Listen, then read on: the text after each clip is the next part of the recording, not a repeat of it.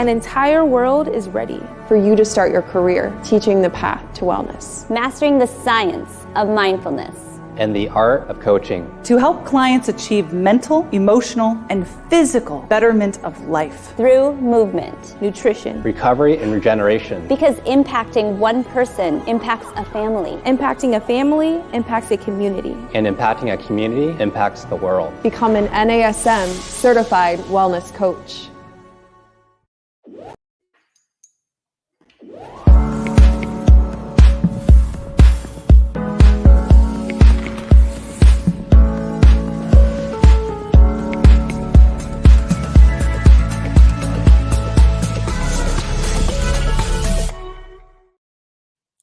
Hey everyone, welcome to our Strong Mind, Strong Body podcast.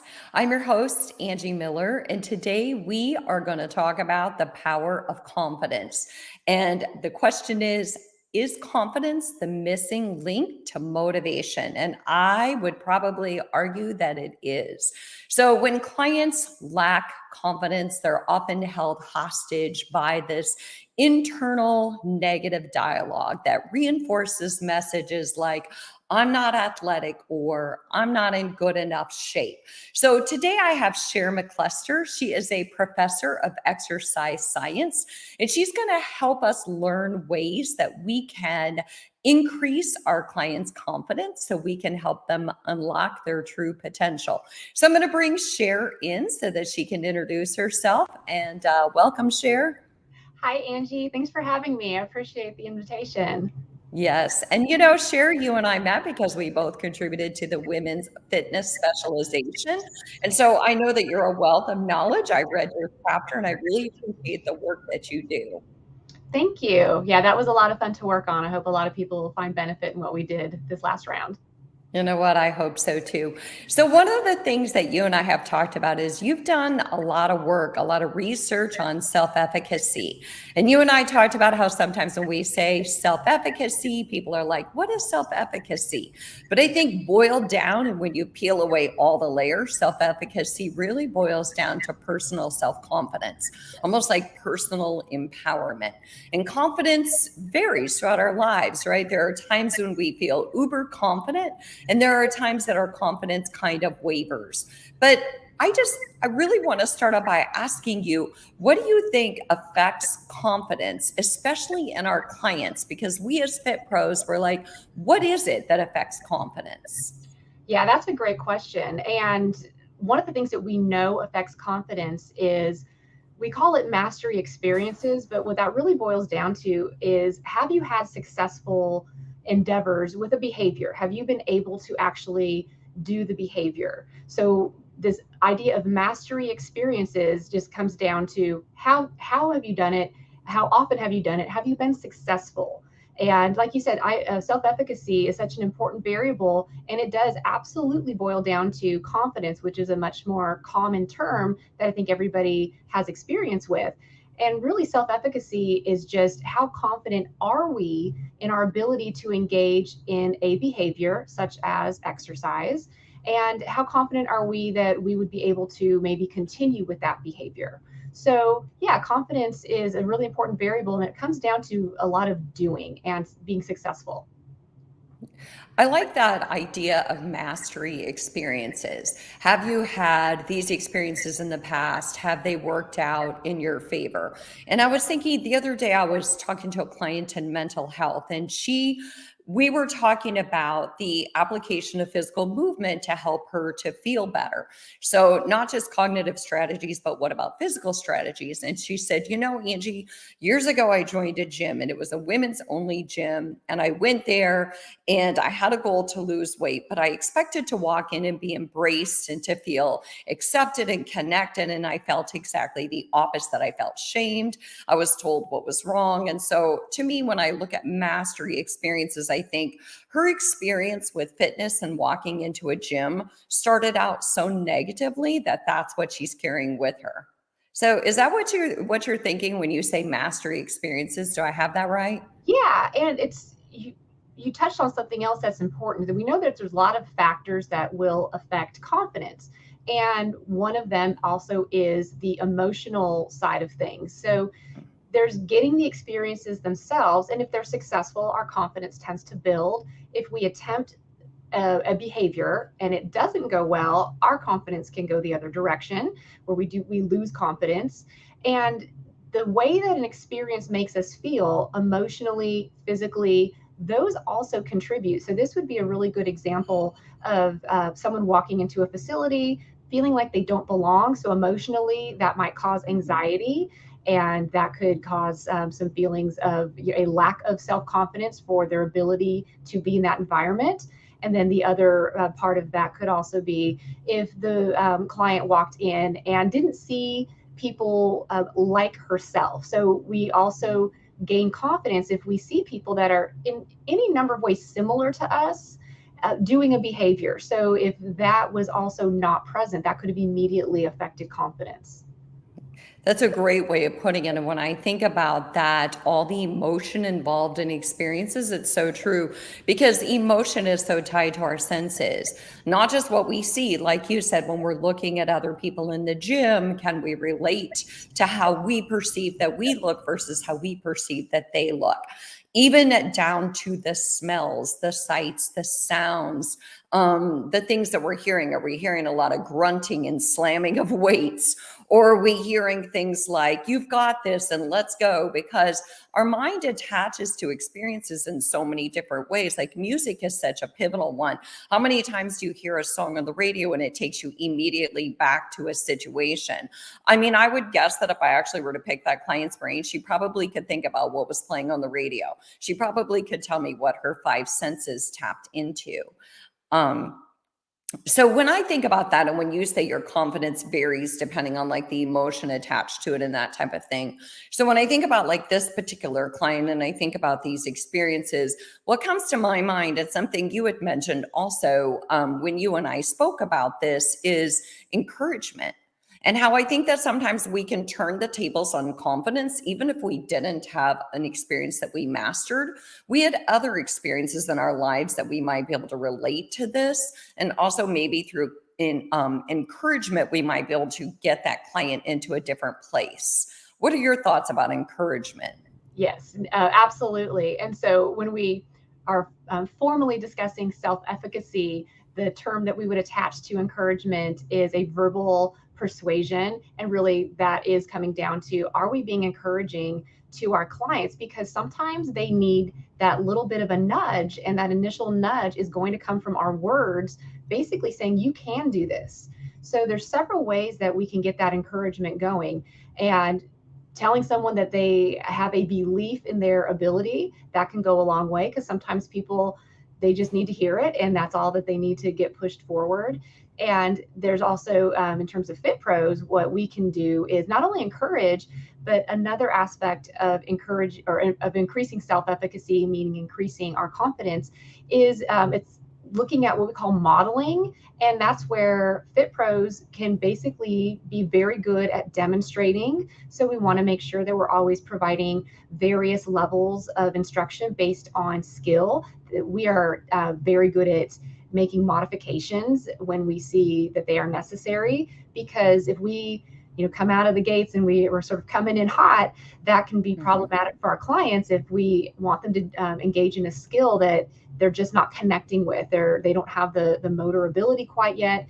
All these things can really start snowballing in a negative direction in terms of confidence. So there's so many things we can do as fitness professionals. Encouragement is such an easy one, and we can do it so consistently, and we can have good quality interaction that would also facilitate confidence. But then again, we can also be very good at demonstrating, which would be showing some behaviors to model, and that's our job.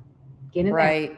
And when I think about the modeling too, I like what you said about the modifications, because it goes back to group fitness instructors are always trained that you teach, you give them modifications for, this is your base level, this is a higher level, this is a lower level. You don't call it that, But the key is that you don't ever model the highest level, because then the clients or the participants will feel like they have to do the highest level. They feel like they have to do the hardest exercise. And so I think that modeling too, like you said, keep in mind when they're watching you and you're teaching them a movement and maybe they don't have the motor patterns yet, don't model the highest level of the movement or the perfection of the movement. Model maybe the pieces of the movement that tie together to create quality movement. Exactly. And if we do have a skill set that is advanced, we can surely demonstrate to someone, here's where we're going to start. And just so you see, here's where we're going to go over the course of several weeks or months. Here's the end movement or the end result. Those things are also very positive because it can give the client something to strive for in terms of maybe goal setting. And it also sets the fitness professional up for, hey, I know where we're going to start and I have the knowledge and skill set to get you to this end point, and won't this be a fun journey for us to take? So there's a lot of ways that fitness professionals can utilize this idea of modeling. But yeah, you're right. We can't just go to the top end skill and say, here's what you need to do, and then be frustrated with a client if they don't quite get it, or they need more repetitions than maybe somebody else. So that's where we have to be very good about what I like to refer to as the quality and quantity of instruction. It's our job to instruct. It's our job to provide modifications, corrections, because we want to keep our clients safe, of course. So quality and quantity of instruction is really important in terms of building confidence in our clients. Absolutely. Quality and the instruction. And the instruction, I think words matter in the instruction too. So careful with the words that we use. I love the word that you use. You said journey. Always reminding them that it's a journey. It's not a destination. We don't have to get there fast. We just have to get there safely and effectively. So Cher, I want to reintroduce you. I'm talking to Cher McLester, and she is a professor of exercise science. We're talking about ways to increase our clients' confidence so we can actually unlock their true potential. And I think all of us throughout our lives have been through periods where we just need a little confidence boost. Like, I wish I could pull up at a gas station and just like I fill up my car, I just want to fill up my body with confidence. And we're talking about different ways that you achieve that. And you had mentioned mastery experiences. So we've had the experience where we've mastered something and we're like, okay, I've done this. I know I can do it. And in fact, that same client that I was talking about, I asked her, basically didn't use the word mastery experiences, but I basically asked her, hey, has there ever been a time in your life where you did exercise where you felt good about it? And then she was able to relate those times. Well, I used to take yoga and I used to walk. So then we kind of tapped into those mastery experiences. But that was that encouragement from me. And that's that key role that you're talking about. So what else do you think builds confidence or just sends confidence down the toilet? That's what happens sometimes. Yes. Definitely. We've all been there. So one thing that is also, I would say, associated with confidence is it is sort of a nice feed forward mechanism in terms of positive thoughts and emotions. When we are confident that we can do something, we tend to, like I said, bring these positive emotions, which allows us to focus more. And if we're able to focus on a task or skill at hand, it's probably going to be safer for one. The movements will be more effective and efficient. So we will progress faster. If we lack confidence, we're sort of letting some of the garbage in. We're letting things like worry distract us. And if we're not able to focus on what it is that we want to accomplish, particularly in the world of fitness, so it's a very physical environment, it's about doing and consistently doing, hopefully. And so that confidence, as we can hopefully build that within our clients, like I said, we will bring the positivity with that. Positivity is associated with higher levels of confidence. So keeping that in mind. So when we have a client that is demonstrating a lack of confidence, it would be helpful if we could find what is holding them back. What are the barriers that are in their head as to what is that self-talk that is causing them to hold themselves back, not be able to take that step forward, whether it's trying a new skill. Maybe it could be a group exercise class. I know for me, an example of low confidence is if I walk by a Zumba class. Confidence is very low. However, walk by the indoor cycling room, been teaching it for, I don't even want to say how many years, confidence through the roof. So it's something that if somebody were to encourage me and point out that there's people like me in that Zumba class, and hey, maybe not everybody is as coordinated as the instructor. It's okay. They're having fun. Look how great that environment is. It might pull me in. So yeah, it's one of those things where it is very situation specific. And don't get me wrong, we get people that have high levels of trait confidence. So they can do anything and everything, whether it's true or not. And the danger with the trait confidence is if someone is overconfident, we don't want that to turn into injury and where they're overdoing something. So we have a whole spectrum when it comes to where we might fall on how we feel with our confidence towards any number of activities. Yeah. Well, and it's true, those people with that trait confidence, they may have never met their match, right? It may be a situation where they've always had these experiences where they feel very successful. And both you teach at a university now, and I used to teach at a university. We know those students who meet their match for the first time and they're not used to that.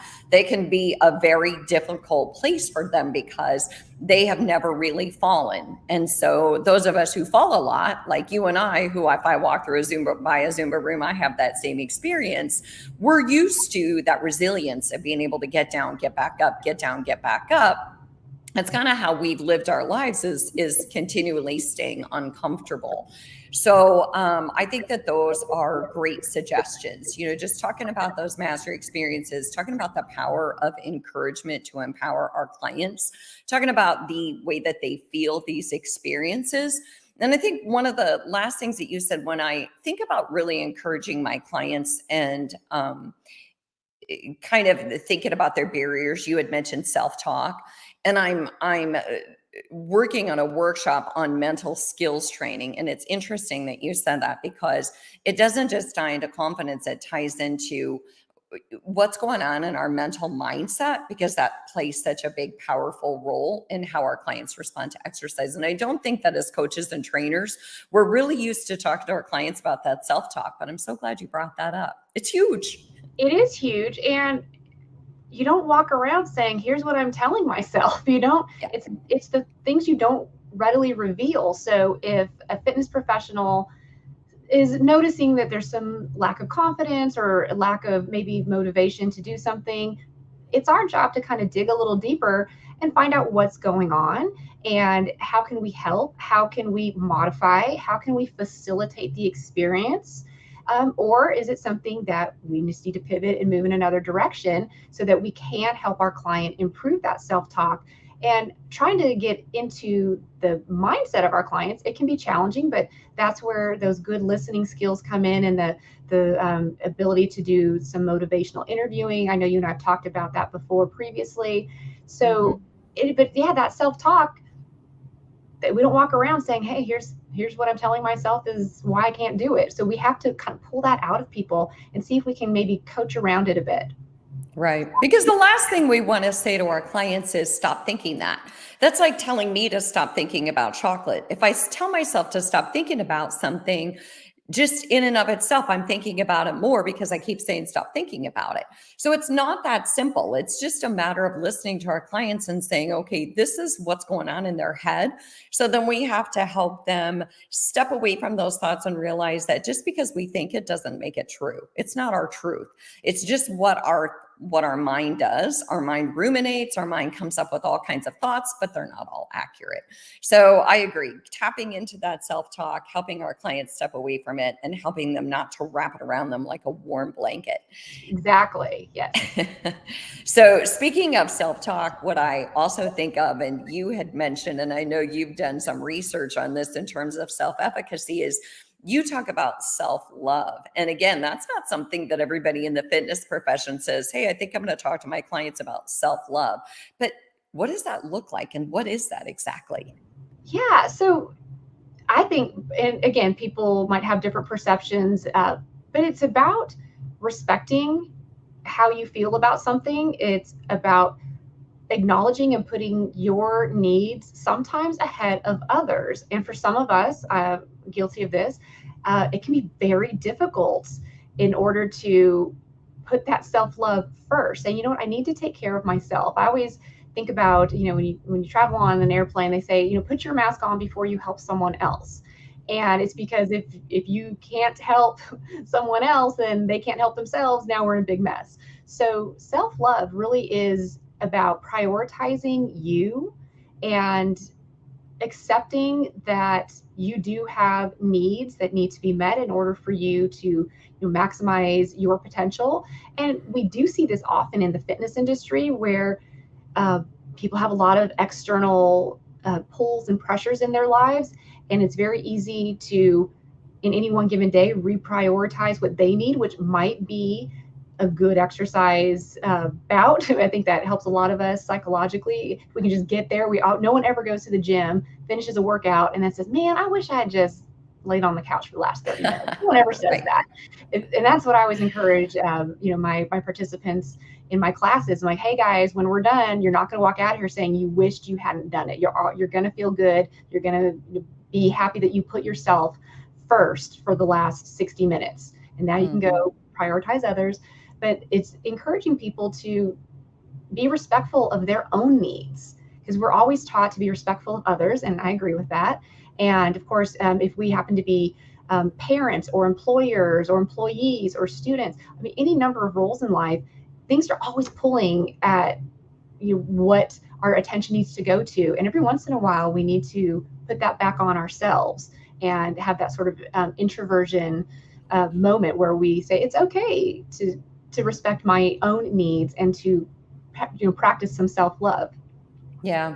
Well, and I like that concept of self-love. I've actually used it as a cue before. Like, do you love yourself enough to do another swing? I know you love yourself enough to be here. Do you love yourself enough to do one more movement? Use it as like a foundation of, this is about loving yourself. This is about respecting what you need and what you want in life so that you can show up better for other people. And I think that's the key of reminding clients about self-love, is that just like self-care, it's not selfish. It is, if I want to show up best for other people, I'm going to have to take care of myself, or I'm not going to be around long enough to show up for other people. So I like that idea of self-love. I'm so glad that you talk about it, because I feel like not very many fit pros talk about it. And it ties so deeply into confidence and our underlying question of, am I worthy? Angie, you said it perfect when you're talking about, our fit pros maybe don't talk about it enough, or we don't talk about it with them. But as a fitness professional, we need our fit pros to also practice their own self-love, because sometimes we're giving so much to our clients, and that's great, but we need to protect ourselves from things like burnout. We need to protect ourselves from being maybe overly tired and stressed, because then we're not the best for our client. Maybe we're not paying attention as much as we need to. We're going through the motions. So we need to help our clients. And then also, just because, the fitness industry can have a high level of burnout, and it's important for our fitness professionals, if they're going to be able to provide the optimal service to their clients, which is what their clients deserve, and surely what our fitness professionals want to deliver, we still need to make sure that they're taking care of themselves. Kind of like the idea of put your mask on first. So for our fitness professionals, are you taking care of yourself? Are you getting the rest you need? Are you getting the workout that you need? Because you do want to keep up your fitness and physique and whatnot in the industry, because it is a very physical and visual environment. So it is important that our fitness professionals are taking care of themselves so that they can be even better at taking care of their clients. Absolutely. And that's the thing about fitness pros. I think we all think we're invincible, don't we? Aren't we invincible? So isn't exercise like a hall pass? We don't have to sleep. We don't have to do anything else as long as we exercise. So, when I'm talking to Cher McLester, and she is a professor of exercise science, and we're talking about confidence, building confidence so that we can unlock our clients' true potential. And confidence is key for everybody.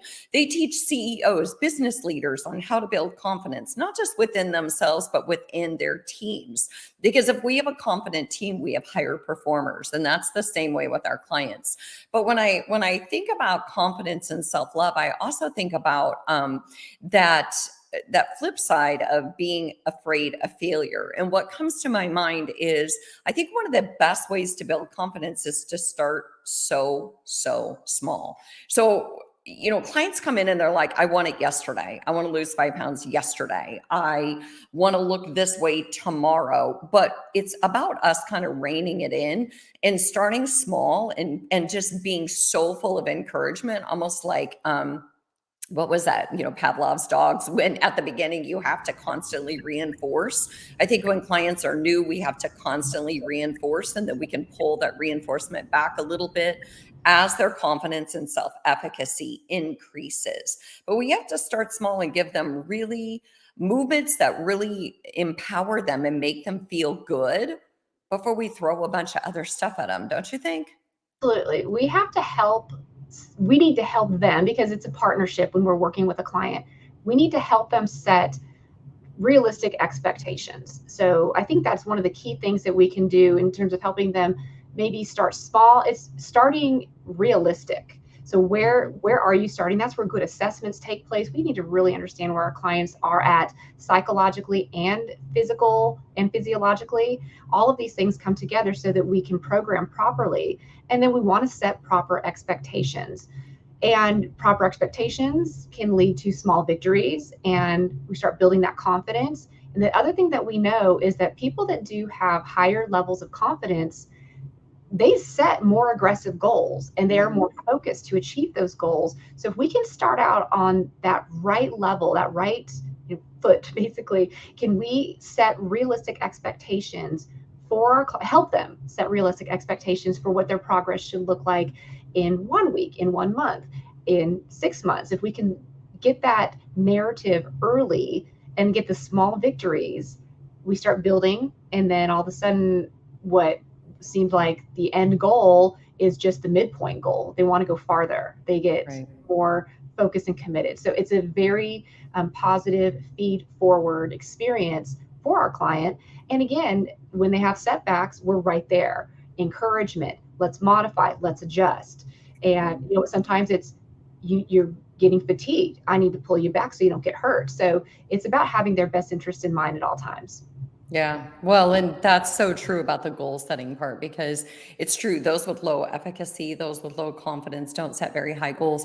I don't know about you, but I have a big family. I have 4 sisters, a bunch of nieces and nephews. I see it even in my own family on the whole goal setting spectrum, how some people in my family are always playing it safe.